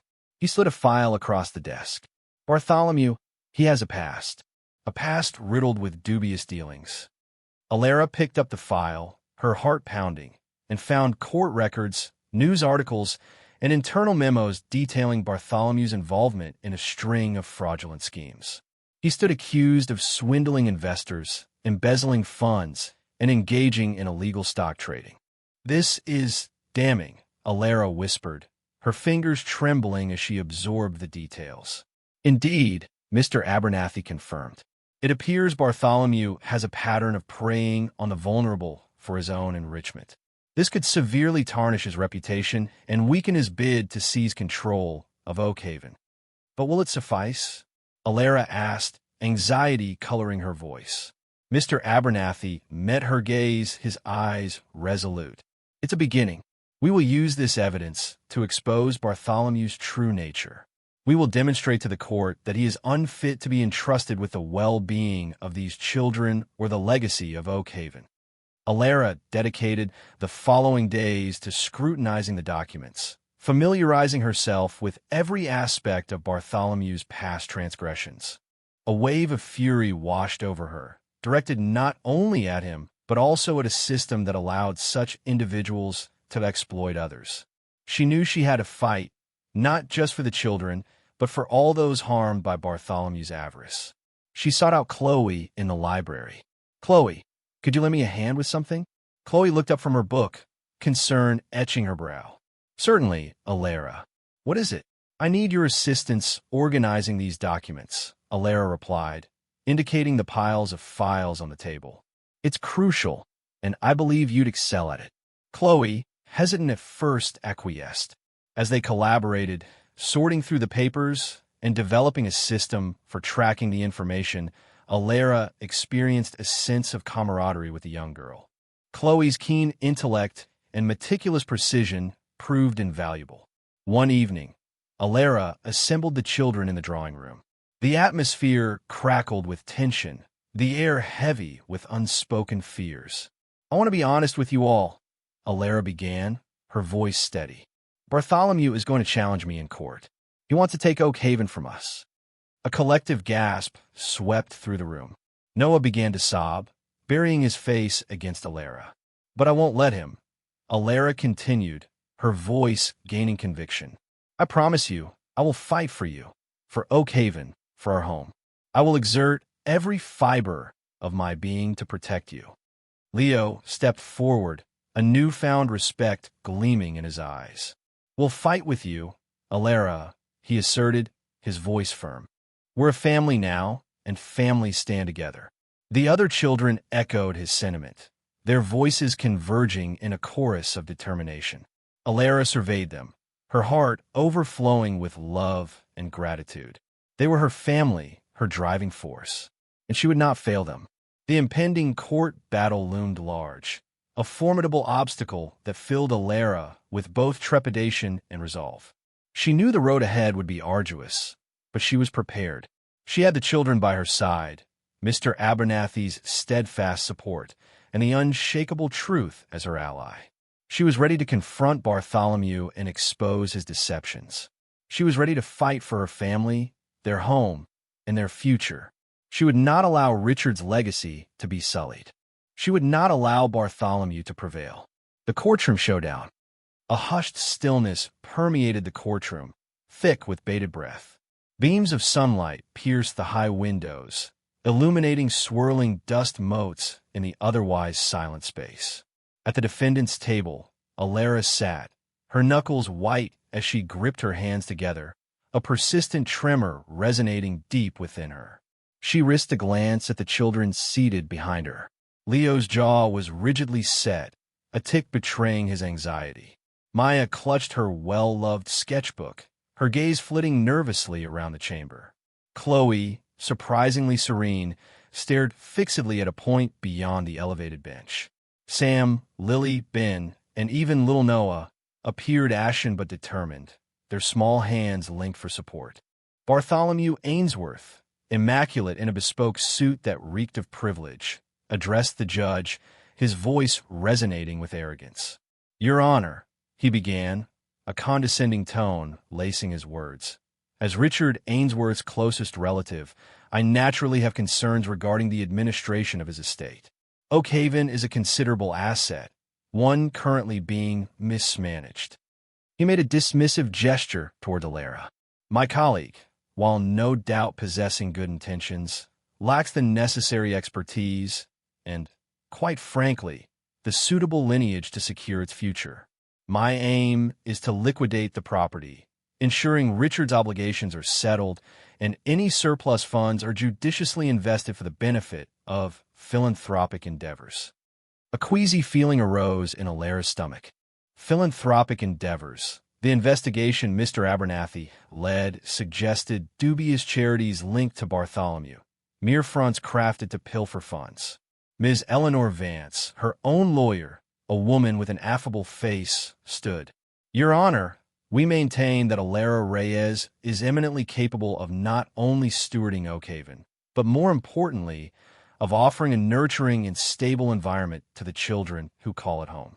Her dedication to their well-being has been extraordinary, and we submit that disrupting their lives for mere financial gain would constitute a profound injustice." The judge, a severe woman with silver hair scraped back into a severe bun, gave a clipped nod. "Mr. Ainsworth, you may present your evidence." Bartholomew commenced a drawn-out exposition on Richard's financial difficulties, portraying Oakhaven as a dilapidated structure teetering on the edge of ruin. He introduced documents allegedly demonstrating the estate's heavy indebtedness and desperate need of repair. Alara was aware of some truth to his claims. Richard had undeniably been struggling, but Bartholomew's presentation was strategically amplified to convey utter hopelessness. Ms. Vance countered, presenting evidence of Alara's efforts to stabilize the estate, emphasizing her cooperation with local businesses to generate revenue and her dedication to preserving Oakhaven's historical value. Yet, Bartholomew's eloquent presentation clearly had the judge's attention. Finally, it was Alara's turn. She rose, her legs feeling shaky, and took a fortifying breath. She looked at the children, drawing strength from their unwavering support. "Your Honor," she began, her voice trembling slightly, gaining resolve with each word. "I never envisioned myself in this situation. When Richard entrusted Oakhaven to me, I felt utterly overwhelmed, even frightened. I was a stranger to these children. I knew nothing about managing a property of this magnitude. But what I did grasp immediately, from the moment our paths crossed, was their desperate need. They needed a sanctuary, a family, a place to experience safety and affection." She paused, her voice thick with emotion. "Mr. Ainsworth speaks of fiscal stability, of resolving debts. But what are the debts we owe to these children? The obligations of empathy, of generosity, of granting them a chance at a normal, fulfilling life? Oakhaven transcends mere bricks and mortar. It is a refuge. It's a place where wounded spirits can mend, where aspirations can flourish, where a family is being forged not by blood ties, but by the bonds of love." She turned her gaze directly upon Bartholomew. her eyes flashing with defiance. "You perceive Oak Haven as a mere commodity, a means to an end. I see it as a sacred promise, a lasting legacy. Richard desired a future for these children, and I am committed to honoring that desire, regardless of the challenges." Silence descended. Even Bartholomew seemed momentarily stunned by her heartfelt appeal. Then Ms. Vance called Leo to testify. He stepped forward, his shoulders straight, his gaze locked on the judge. He spoke with clarity and composure about his life at Oak Haven, about the stability and assistance he and the other children had discovered there. He spoke of Alara's compassion, her attentiveness, her steadfast dedication to their well-being. Before Alara arrived, he said, his voice wavering slightly, "I had to be the caretaker. It was my responsibility. Now I can just be a kid sometimes. She looks out for us. She listens. She makes us feel secure." Next, Maya approached, clutching her sketchbook tightly. She was visibly apprehensive, her hands trembling, yet she spoke eloquently about the creative freedom she found at Oak Haven, the space to explore her artistic talents, the acceptance she felt among her new family. She showed the judge several drawings, images of the manor bathed in golden light, of the children laughing and frolicking in the sprawling gardens. "Oak Haven it's like a blank canvas," she whispered, her voice barely audible. "It's a place where we can create our own narratives." Chloe, surprisingly poised, was up next. She spoke of the library at Oak Haven, the seemingly inexhaustible collection of books that had ignited her imagination and broadened her horizons, and about Alara's encouragement with her writing. "I often felt like I was invisible," she said, her voice ringing clear. "But Alara sees me. She sees each and every one of us. She shows us that we matter." One by one, the other children took their turn. Sam, bubbling with enthusiasm, spoke about the workshop tucked in the basement, where he could experiment and invent to his heart's content. Lily, shy but resolute, performed a short dance, her movements portraying the joy and liberation she experienced at Oak Haven. Ben, his voice quiet yet filled with sincerity, spoke of the solace he found in the manor's quiet alcoves, the sense of belonging he had never before experienced. Even little Noah, clutching Alara's hand for comfort, managed to lisp, "I love Oak Haven. I want to stay with Alara." As the children gave their statements, Alara observed Bartholomew. His face, previously radiating smug confidence, grew increasingly flushed with irritation. He fidgeted in his seat, his eyes darting around the room, sensing the shift in momentum. The courtroom fell silent once more as the judge turned to Bartholomew. "Mr. Ainsworth," she stated, her voice sharp and unwavering, "do you have additional evidence to present?" Bartholomew stammered, his carefully constructed arguments collapsing around him. "Your Honor, I believe I have adequately presented my case." The judge glanced at Alara, her expression inscrutable. "Ms. Reyes, do you have any further points to make?" Alara shook her head. "No, Your Honor. The children have articulated everything that needed to be said." The judge leaned back in her chair, her gaze sweeping the room, taking in the faces of the children, the resolve on Alara's face, the barely concealed fury on Bartholomew's. "I will take all presented evidence under consideration," she announced, her voice resonating with authority. "I will issue my ruling in 1 week. Justice prevails." The courtroom air hung heavy, almost a physical weight. Alara, a study in composure, placed a steadying hand on Leo's knee. Across the way, Bartholomew's smirk was a flagrant display of overconfidence. He hadn't deigned to glance at the children, his attention riveted on the judge. Mr. Abernathy approached the bench, his gait more deliberate than usual, clutching a well-worn manila folder. "Your Honor," he began, his voice imbued with a newfound resolve, "I present evidence that severely compromises Mr. Ainsworth's suitability to oversee any estate, particularly the well-being of these children." Bartholomew spluttered, color rising in his face. "Objection! This is a blatant character assassination. Utterly immaterial." Judge Thompson raised a hand, silencing him with a sharp gesture. "Mr. Abernathy, tread carefully. Ensure the evidence directly relates to Mr. Ainsworth's capacity to act as guardian and trustee. Abernathy nodded. Your Honor, the material concerns Mr. Ainsworth's financial dealings and ethical fiber. I believe it reveals a pattern of conduct that renders him manifestly unfit. He opened the folder, revealing a stack of documents. These are records from Ainsworth Investments, a firm Mr. Ainsworth headed before his present circumstances. A flicker of distaste crossed his features. The records delineate a series of highly suspect transactions, the illicit transfer of funds to offshore accounts, and the artificial inflation of stock values for personal benefit. Bartholomew shot to his feet, enraged. Lies. Fabricated nonsense. A complete and utter smear. Mr. Ainsworth, restrain yourself. Judge Thompson's voice thundered, quelling the outburst. Mr. Abernathy, can you corroborate these assertions? Affirmatively, Your Honor. I possess sworn testimonies from former Ainsworth Investments employees, detailing their direct involvement in these illegal practices. They are prepared to testify under oath, should the court require it. Abernathy brandished another set of papers. A pulse of hope surged through Alara, warming her. She risked a glance at the children. Maya gripped Finn's hand, her eyes wide, yet a glimmer of understanding sparked within them. Leo sat straighter, his gaze leveled at Bartholomew, a spark of defiance in his young eyes. Even Lily, usually so reserved, had found a sliver of courage, her chin tilted slightly. Abernathy continued, unfurling a complex tapestry of financial deception. He spoke of obscure corporations, concealed assets, and illicit trading. Though the specifics were intricate, the core message resonated. Bartholomew Ainsworth was devoid of integrity, a swindler motivated by insatiable greed. Bartholomew's face had hardened into a mask of fury and apprehension. The carefully crafted facade of respectability was crumbling before their eyes.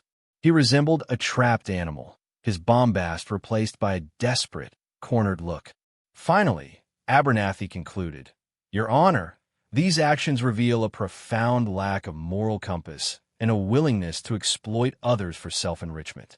To entrust the care and well-being of these children, along with a substantial inheritance, to such an individual would constitute a grave travesty. Judge Thompson leaned forward, his gaze like a laser. He addressed Bartholomew directly. Mr. Ainsworth, what is your response to these allegations? Bartholomew stammered, his voice wavering. They're exaggerations, misconstructions. I can explain everything. I imagine you can, Judge Thompson said, his tone dry, though I doubt I would find it enlightening. These are exceedingly serious accusations, Mr. Ainsworth. Furthermore, your behavior throughout this entire procedure has done nothing to inspire faith. He paused, his gaze sweeping over the children. This court is profoundly troubled by your actions, Mr. Ainsworth. Your pursuit of this guardianship, given these allegations, smacks of pure avarice.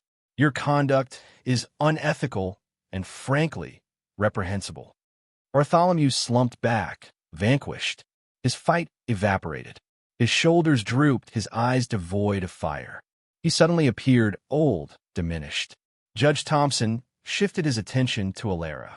Ms. Reyes, he said, his voice gentler now. The court is deeply impressed by your devotion to these children and the evident bond you share. Your testimony, and that of the children, has been compelling. Moreover, given the evidence concerning Mr. Ainsworth's character, the court is left with no alternative but to deny his petition for guardianship. A collective sigh of relief washed through the courtroom. Alara squeezed Leo's hand, tears welling. She looked at Maya, Finn, Lily, Chloe, Sam, and Noah. Their faces shone with joy. Therefore, Judge Thompson continued, his voice resolute, it is the judgment of this court that Ms. Alara Reyes is hereby granted permanent guardianship of the children and entrusted with the complete management of the Oakhaven estate, to be used solely for their welfare. A jubilant cheer erupted from the children, swiftly hushed by Alara, who reminded them of proper courtroom behavior with a warm smile. She rose, her legs unsteady. "Thank you, Your Honor," she said, her voice thick with emotion. "I won't disappoint you. I promise." Judge Thompson nodded. "I believe you, Ms. Reyes. I truly do. This court is adjourned." As the gavel struck, signaling the conclusion, the children surged forward, enveloping Alara in a bear hug. Their delighted chatter and laughter filled the chamber, a sharp contrast to the preceding tension. Mr. Abernathy approached, a rare smile lighting his face. "Congratulations, Alara," he said. Justice prevailed. Alara embraced him warmly. "I couldn't have done it without you, Mr. Abernathy. Thank you." As they untangled themselves from the children, Alara noticed Bartholomew being escorted from the courtroom by 2 security officers. He didn't glance at her, didn't acknowledge the children. He simply walked away, a broken man, his dreams of fortune and dominance obliterated. Later, back at Oakhaven, as dusk painted the sky with long shadows, Alara gathered the children on the veranda. They sat together, a family, watching the fireflies twinkle in the deepening twilight. "We did it," Maya said, leaning against Alara. "We saved Oakhaven." "We did," Alara replied, embracing her. "We saved each other." Finn, always pragmatic, inquired, "What will happen to Bartholomew now?" Alara sighed. "That isn't our concern, Finn. He'll have to answer for his deeds. What truly matters is that we're together, and we have Oakhaven." Noah, typically reticent, spoke softly. "Richard would be proud of you, Alara." Alara's heart swelled. She gazed at each of their faces, etched with love and trust. She had arrived at Oakhaven reluctantly, burdened by grief and uncertainty, only to discover something unexpected, a family, a calling, a true home. "I think he would be proud of all of us," she responded, her voice thick with emotion. "We're his enduring legacy now, and we will make him proud. A new beginning." The atmosphere at Oakhaven shimmered with a renewed vibrancy. Judge Thompson's gavel resonated like a conductor's downbeat, commencing a jubilant chorus that filled the venerable residence. Still dazed by their triumph in court, Alara was caught in a flurry of celebratory embraces. Noah, anchored to her leg, quivered, this time not with fear, but with pure elation. "We did it, Alara. We really did it," Lily shrieked, flinging herself into Alara's arms. Alara returned the hug, inhaling the familiar lavender of Lily's hair, a welcome grounding amidst the swirling emotions. Even Leo, normally reserved, permitted a ghost of a smile to grace his lips, a significant gesture considering his earlier reticence, and clapped her on the shoulder. "You were great, Alara. Really great." Outside, a sleek black car waited to spirit Bartholomew Ainsworth away from Oakhaven, presumably for good. He emerged, his face a mottled mask of red, his expensive suit disheveled and bearing the stains of defeat. Without a backward glance, he fixed his gaze on the pavement and disappeared into the vehicle. The car roared off, leaving behind a trail of dust and the acrid tang of resentment. Inside, the children were already envisioning their celebratory repast. Sam, the resident tinkerer, was rigging up forgotten fairy lights unearthed from the attic, while Chloe, usually absorbed in a book, surprised everyone by enthusiastically assisting Maya with the cake decorations. Ever the pragmatist, Ben kept a careful watch on Noah, gently steering him away from the lively activity near the hearth. Alara observed the scene, her spirit expanding with an unfamiliar warmth. This was it family, perhaps not as she had imagined it, but something far more valuable and real. "All right, everyone," she announced, clapping to gather their attention. "Pizza, cake, and anything else we can unearth in that kitchen that shouts celebration." A wave of cheers answered her, and the formal dining room, typically reserved for stiff affairs, blossomed into a lively epicenter of merriment. A soundtrack, bouncing between pop anthems and classical refrains from Sam's curated playlist, permeated the air. Stacks of pizza boxes rose like delicious monuments, and the slightly askew cake, garnished with vibrantly hued frosting roses, held court at the center of the table.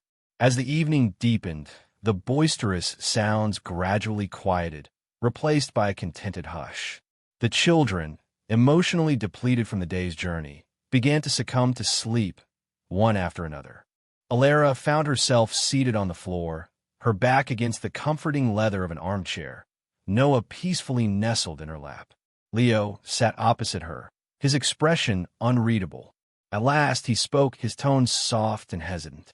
Richard would have liked this. Seeing this. Alara nodded, a knot tightening in her throat. I hope so. He wasn't flawless, Leo went on, his eyes drawn to the dancing flames in the fireplace. But he cared. He genuinely cared about us, more than anyone else ever did. I know, Alara answered quietly. I'm beginning to understand that. Don't think you have to replace him, Leo advised, meeting her gaze. You don't have to fill his shoes. Just be yourself. That's all that matters. Alara offered a grateful smile. Thanks, Leo. I appreciate that. Later, after she had tucked the children into their beds, Alara wandered through the hushed house, a feeling of tranquility washing over her. She paused in the library, tracing her fingers along the rows of aged volumes. Richard's inheritance extended beyond mere wealth or property. It was the love he had invested in these children, the refuge he'd provided. And now, it was her charge to nurture that legacy. She picked up a photograph from a nearby table. Richard, years prior, standing in the garden, encircled by the children. His smile was radiant, unburdened by formality, unlike the posed portraits. In that instant, she felt a profound kinship with him, a shared recognition of the devotion and obligation they both felt for these children. The following dawn broke with a cheerful brilliance, as if the sky itself celebrated their hard-won victory. Alara awoke refreshed, filled with a sense of purpose she hadn't known in years. Downstairs, she discovered Sam already in the kitchen, wrestling with the coffee machine.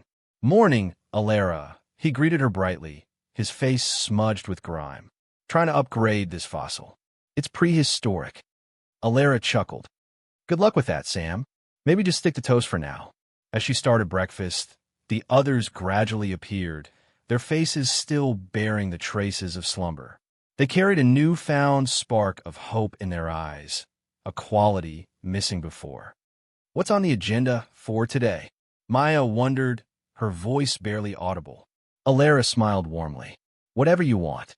We could explore the grounds, hike in the woods, or even have a picnic by the lake. Giddy glances were exchanged, their faces lit with anticipation. Can we decorate our rooms? Chloe inquired, her voice gaining strength. Make them our own? Absolutely, Alara confirmed. This is your home now. You could do anything you wish to make it feel like yours. And so, the day unfolded in a flurry of joyful activity. With Alara's guidance, the children transformed Oak Haven from a dignified estate into a vibrant, lived-in dwelling. They painted walls, hung artwork, and filled every space with their distinctive flair. Maya painted a mural of fantastical creatures in her room. Chloe lined her shelves with towering stacks of books, and Sam converted it into a workshop overflowing with tools and inventions. Lily practiced her dance steps in the ballroom, her movements effortless and lyrical, while Ben sought solace in the quiet corners of the library, immersed in the comforting aroma of aged paper. With Alara's patient reassurance, Noah began exploring the house with newfound confidence, his delighted laughter echoing through the hallways. As twilight descended, painting Oak Haven in a honeyed glow, Alara gathered the children in the living room. They sat together, nestled on the plush sofas, a comfortable quiet enveloping them. This feels like home, Lily murmured contentedly, resting her head against Alara's shoulder. Alara drew her close, a wave of emotion surging within her. It is home, Lily. It's your home. It's all of our home. And as she gazed at the faces of these 7 remarkable children, she understood that Oak Haven was more than bricks and mortar. It was a haven, a sanctuary, a place where they could all belong, a fresh start.